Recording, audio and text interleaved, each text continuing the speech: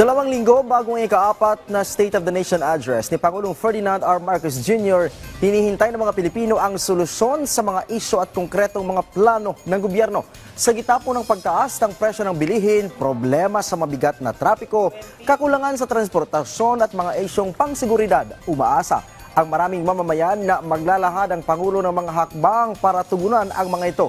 Isa sa pinaka-inaasahan ay ang paninindigan ng administrasyon sa usaping panlabas tulad ng isyu sa West Philippine Sea, relasyon sa ibang bansa at ang kakayahan ng Pilipinas na ipagtanggol ang soberanya nito. Pinakikinggan din ng taong bayan ang posisyon ng Pangulo ukol sa mga edukasyon, kalusugan at mga reforma sa buwis, lalo na't marami ang dumaraing sa tumataas na gastusin sa pamumuhay. Samantala, ayon kay Sunny Africa, Executive Director ng Ibon Foundation, pinaka-inaabangan nila ang mga plano ng pamahalaan sa pagpapalakas ng lokal na produksyon at mga pag-uugnayan sa mga kaalyadong bansa sa Asia at negosasyon sa Amerika para sa pagpapababa ng ipinataw na taripa nito sa Pilipinas. Imported na solusyon, ihinto yung pag-asa sa imported na produkto.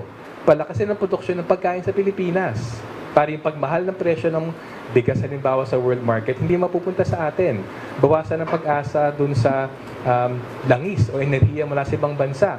Para kahit magmahal sa ibang bansa yan, ma-maintain natin yung murang renewable energy sa atin. Ikatlo, trabaho.